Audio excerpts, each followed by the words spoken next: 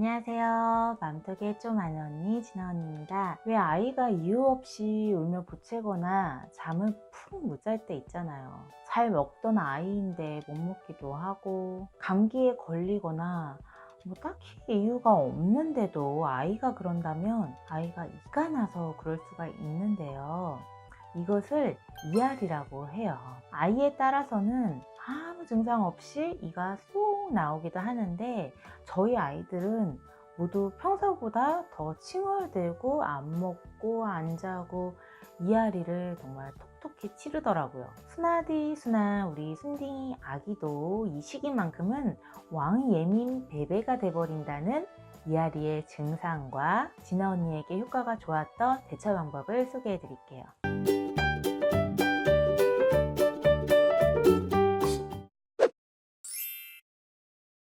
유치가 올라오는 과정에서 생기는 통증을 아기 이알이라고 하는데요. 잇몸은 생각보다 단단하기 때문에 잇몸 깊은 곳에 있는 이가 뚫고 올라오면서 잇몸이 간질간질하기도 하고 붓기도 하고 아프기도 해요. 그런데 애가 이가 나나 싶어서 이를 벌려서 봐도 뭐 하얗게 비치거나 하지 않아서 이가 나는 것 같지도 않은데 애가 왜 그러지 싶을 수 있는데요. 이가 오히려 하얗게 비치고 이렇게 뚫고 나오면 이앓이가 좀 덜하더라고요. 오히려 잇몸 깊숙한 곳에서 이렇게 올라올 때, 우리가 육안으로 확인하기가 어려울 때 아이가 더 힘들어해서 엄마들은 미리 아이 유치가 올라오는 시기를 알아둘 필요가 있어요. 이렇게 유치가 올라올 때 아이들은 평소와 다른 행동을 보이는데요. 대표적인 증상으로는 잘 자던 아이가 자주 울면서 깨기도 하고 먹는 양이 정말 확 줄기도 해요. 그리고 이유 없이 계속 얘가 짜증도 내고 막 보채요. 다른 사람을 거부하고 막 엄마랑만 살짝 붙어 있으려고만 하고, 또 잇몸이 붓고 아프기도 해서 입을 계속 벌리고 있어서 막 침을 부쩍 많이 흘려요. 입술을 오물오물 거리거나 손가락이나 치발기 등을 넣어서 빨거나 질겅질겅 씹기도 합니다. 그리고 잇몸이 붓거나 열감이 있고 또 심한 경우에는 출혈이 생기기도 해요. 이렇게 아이들을 유치가 안에서 나오고 있을 때 한 일주일에서 열흘 정도는 정말 굉장히 힘들어 하더라고요. 그리고 이앓이의 최고봉은 바로 어금니입니다. 어금니 중에서도 아래 어금니 날 때 가장 힘들다고 해요. 위 어금니보다 아래 어금니는 중력의 반대 방향으로 나오기 때문에 더 아프다고 그러더라고요. 정말 자다 깨서 몇 번을 울고 낮에는 침을 질질질 계속 흘리고 손가락을 넣어서 질겅질겅 씻기도 하고, 순댕이 우리 둘째도 이때는 정말 어쩔 수 없이 진상 베베가 되고 완전 예민 베베가 되어 버리더라고요.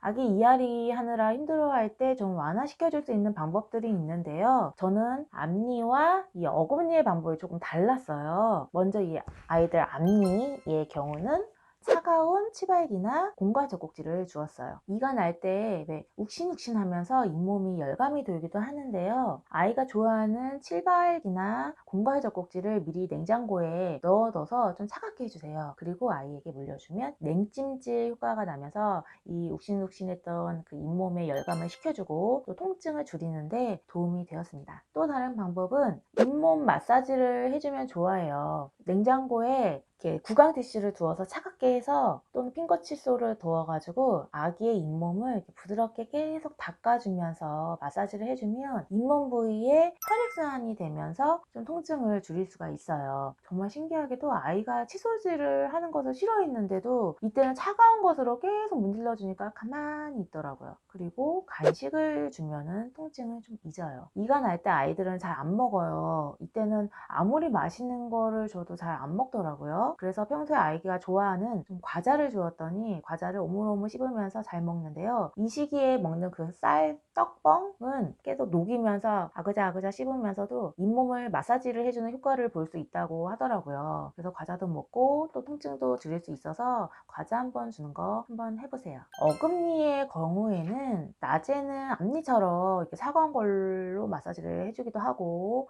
차가운 간식을 주는 것도 도움이 되었는데, 밤에 잘 때 정말 많이 힘들어 했어요. 확실히 통증이 좀 심한 것 같더라고요. 그래서 어금니가 날 때는 조금 더 강력한 방법이 필요했는데요. 자기 전에 진통제를 먹였습니다. 아기가 너무 많이 힘들어하고 잠도 못 자고 보챌 때에는 진통 효과가 있는 해열제를 먹이면 효과가 있어요. 어금니가 날 때 저희 아이들은 밤에 자꾸 깨고 거의 계속 못 자더라고요. 그러니 낮에까지 컨디션이 안 좋아서 어금니가 나느라 힘들어 할 때는 자기 전에 진통제를 먹여서 잠은 좀 잘 수 있게 좀 도와줬어요. 진통제를 먹으면 그나마 조금은 좀 잘 자는 것 같더라고요. 이런 진통 효과를 보려면 우리 아이들이 흔히 먹는 해열제인 타이레놀이나 브루펜 시럽, 그 용량 아이가 먹는 용량의 반을 먹이면 진통 효과를 볼 수가 있는데요. 예를 들어서 아이가 열이 날 때 뭐 3ml를 복용을 한다고 하면은 그거의 반인 2ml 정도를 복용을 하면 진통 효과를 볼 수 있습니다. 그리고 이건 제가 사용한 방법은 아닌데 효과를 보신 분들이 좀 계셔서 제가 소개를 해드릴게요. 아이가 이앓이를 완화시키는 방법 중에 이앓이 완화 연고, 티딩젤이라고 하죠.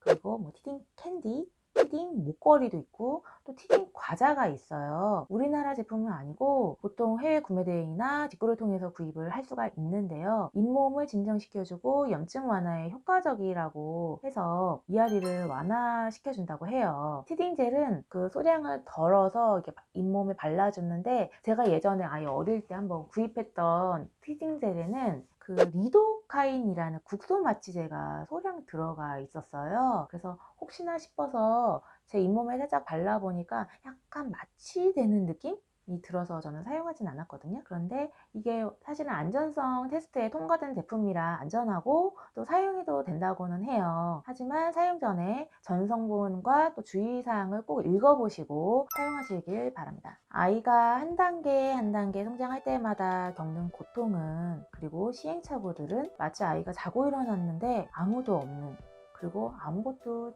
모르는 처음 낯선 곳에 떨어진 기분과 같다고 해요.